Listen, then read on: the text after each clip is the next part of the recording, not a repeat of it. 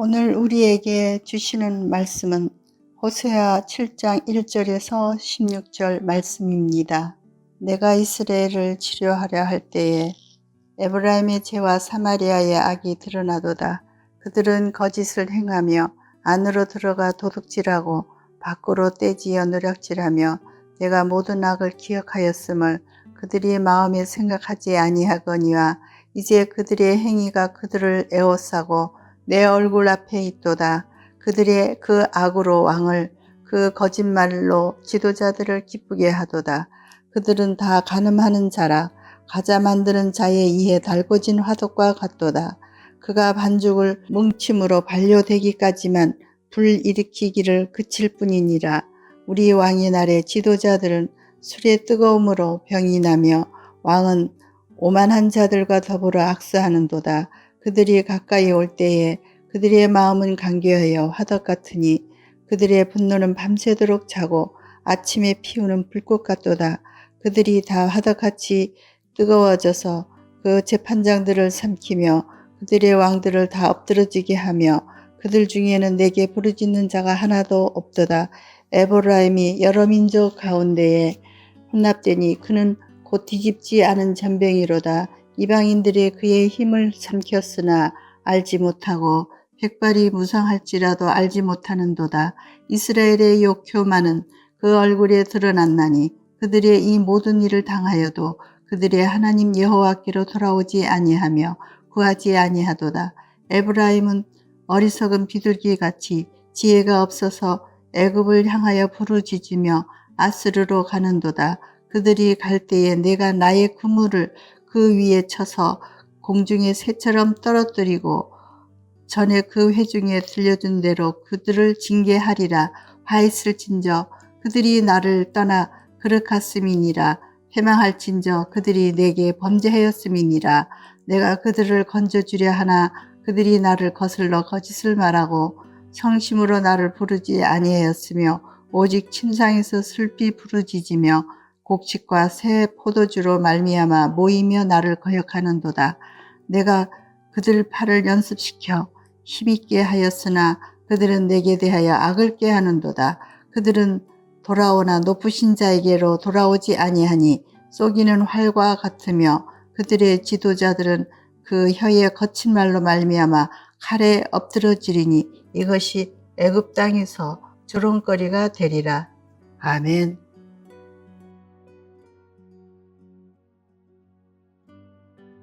계속해서 호세아서를 묵상하고 있습니다. 호세아서는 북이스라엘을 향한 하나님의 사랑이 담긴 책입니다. 하나님은 죄악으로 가득한 북이스라엘을 위해서 호세아를 선지자로 부르셨습니다. 그리고 음녀인 고멜을 아내로 맞으라고 명령하셨습니다. 하지만 고멜은 남편 호세아를 떠나서 다른 남자를 따라갔지요. 그때 하나님은 호세아에게 명령하십니다. 가서 그 여자를 다시 사랑하라는 것입니다. 이것은 북이스라엘을 향한 하나님의 마음이었습니다. 저들은 나를 버리고 나를 떠났지만 나는 다시 저들을 찾고 저들을 사랑할 것이다 라는 것이죠. 오늘 본문에도 그런 하나님의 마음이 나타납니다. 본문 1절은 이렇게 말씀합니다. 내가 이스라엘을 치료하려 할 때에 그들은 하나님을 배신할지언정 하나님은 그들을 고치려 하신 것입니다. 사랑하는 여러분, 하나님은 오늘도 동일하십니다. 우리는 하루에도 수없이 하나님의 가슴을 아프시게 합니다.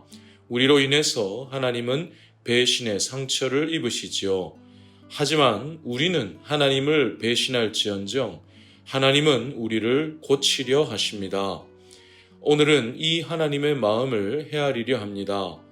호세아서의 시대를 넘어서 예수 그리스도를 통하여 완성된 사랑과 또 성령님을 통하여 그 사랑이 우리에게 적용되는 역사를 묵상하면서 오늘도 우리를 고치시는 삼위 하나님의 은혜를 함께 묵상하겠습니다.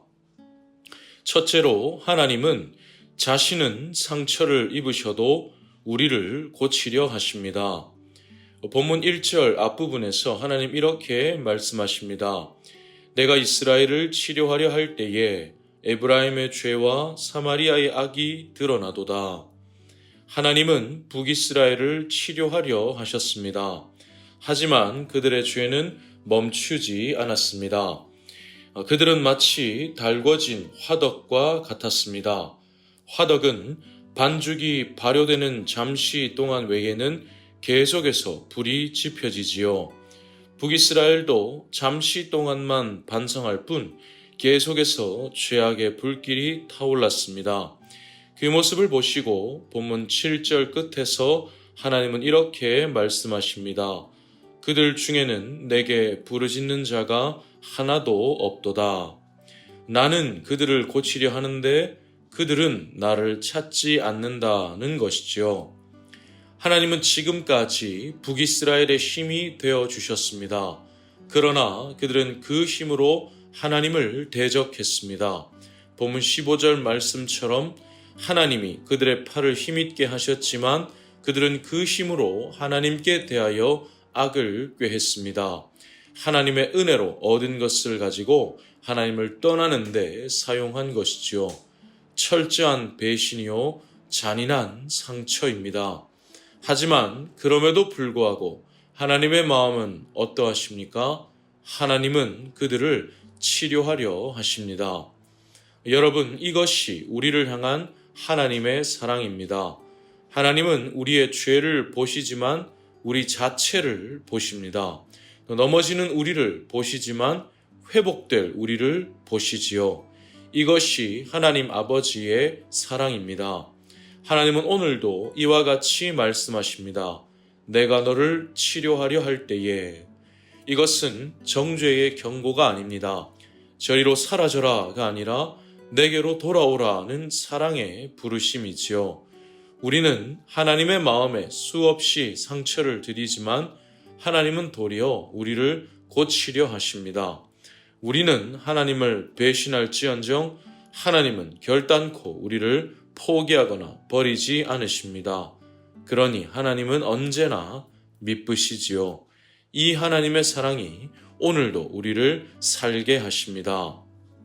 둘째로 예수님은 자신의 상처를 통해서 우리를 고쳐주십니다.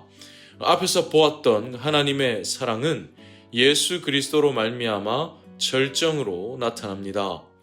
주일 설교 말씀을 기억합니다. 예수님은 니고데모에게 이렇게 말씀하셨습니다. 모세가 광야에서 뱀을 든 것 같이 인자도 들려야 하리니 이는 그를 믿는 자마다 영생을 얻게 하려 하심이니라. 이 말씀은 민수기 21장의 놋뱀 사건을 가리켰지요. 광야에서 이스라엘 백성은 자신들의 죄 때문에 불뱀에 물려 죽어갔습니다. 그때 하나님은 모세에게 놋뱀을 만들어 장대 위에 달게 하시고 이렇게 말씀하셨습니다. 그것을 보면 살리라. 그리고 정말로 그렇게 되었습니다. 누구든지 놋뱀을 바라볼 때 죽음이 생명으로 바뀌었습니다. 놋뱀이 장대 위에 달렸다면 예수님은 십자가 위에 달리셨습니다. 십자가는 사망의 장대이지요. 그러나 그 위에 예수님이 달리시니 생명의 장대가 되었습니다. 누구든지 그 위에 달리신 예수님을 믿음으로 바라보면 영생을 얻게 되었습니다. 십자가는 예수님의 상처였습니다. 그러나 그 상처는 우리의 회복이 되었습니다. 이사야 53장 5절에 이렇게 말씀하지요. 그가 찔림은 우리의 허물 때문이요 그가 상함은 우리의 죄악 때문이라. 그가 징계를 받음으로 우리는 평화를 누리고 그가 채찍에 맞음으로 우리는 나음을 받았도다. 앞에서 하나님은 자신은 상처를 입어도 우리를 고치기 원하셨습니다. 그 사랑이 십자가의 예수님을 통해 절정으로 나타납니다. 예수님은 자신의 상처를 통해서 우리를 고쳐주셨습니다. 우리를 고치시려는 하나님의 사랑이 예수님의 십자가로 나타난 것이죠. 예수님이 말씀하신 탕자의 비유를 생각합니다. 아버지를 떠나서 방탕한 삶을 살았던 아들이 다시 아버지의 집으로 돌아왔을 때 아버지는 멀리서부터 그를 보고 달려갔습니다. 모든 것을 탕진한 아들을 책망하기는커녕 끌어안고 입을 맞추고 잔치를 열었습니다. 이것이 독생자를 십자가에 내어주신 하나님의 사랑입니다. 예수님의 십자가는 하나님의 달려오심이지요. 이 사랑이 오늘도 우리를 살게 하십니다.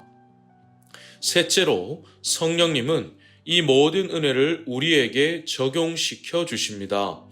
하나님의 사랑이 예수님의 십자가로 나타났다면 우리가 그 사랑을 믿게 하여 주시고 우리 안에 그 사랑이 새겨지게 하시는 분은 성령님이십니다. 예수님은 니고데모에게 이렇게 말씀하셨습니다. 사람이 물과 성령으로 나지 아니하면 하나님의 나라에 들어갈 수 없느니라. 예수님께 처음 이 말씀을 들었던 자리에서는 니고데모는 그 말씀을 다 이해하지 못했습니다. 하지만 그는 점점 변화해 갔지요. 요한복음 안에서 나중에는 공회원들 앞에서 예수님을 옹호하게 되었고 또 결국에는 예수님의 시신을 향품과 세마포로 감싸며 예수님의 부활이 준비되는데 쓰임받게 되었습니다. 이것이 과연 니고데모 스스로의 힘으로 이루어진 결과일까요? 그렇지 않습니다. 성령님의 역사로 이루어진 결과입니다. 성령님이 그의 안에 역사하셔서 예수님의 십자가로 나타난 하나님의 사랑을 믿게 하여 주신 결과이지요. 성령님은 지금도 우리 안에서 동일하게 역사하여 주십니다. 나를 향한 하나님의 사랑을 다시 새롭게 깨닫게 하시고 굳어진 내 마음을 녹여 주십니다. 2000년 전 그 십자가 사건이 오늘 나를 위한 사건으로 믿어지게 하시고 그래서 그 사랑 앞에 내 무릎이 꿇어지게 하여 주십니다. 결국 그 크신 사랑 안에서 낙심한 자를 일으켜 주시고 억눌린 자를 자유케 하여 주시지요. 오늘도 성령님이 우리 안에 말씀하여 주십니다. 내가 너를 고치려 한다. 나는 너를 여전히 사랑한다. 이 음성이 오늘도 우리를 다시 살게 하십니다. 성령님은 하나님의 사랑을 현재형으로 만들어 주십니다. 예수님의 십자가 은혜가 오늘도 내 안에 살아 움직이게 하여 주십니다. 말씀을 마무리하겠습니다. 사랑하는 여러분, 우리는 한량없는 은혜로 하나님의 자녀가 되었지만 여전히 넘어지며 하나님께 상처를 드립니다. 하지만 삼위 하나님은 그런 우리를 여전히 사랑하여 주십니다. 독생자를 십자가에 내어주신 하나님의 사랑, 자기 자신을 십자가에 내어주신 예수님의 사랑, 이 모든 은혜를 믿게 하여 주시는 성령님의 사랑이 오늘도 우리를 고치시며 다시 살게 하십니다. 관건은 우리가 그 사랑을 인식하는 것입니다. 오늘도 여전히 나를 감싸시는 이 삼위 하나님의 사랑을 인식하면서 다시 하나님의 품으로 깊이 들어갈 수 있기를 소원합니다. 그럴 때 성삼위 하나님의 손길이 우리의 영혼을 고치시고 우리의 인생을 보호하여 주실 것입니다. 그러한 은혜가 충만한 오늘 하루가 되시기를 진심으로 축복합니다.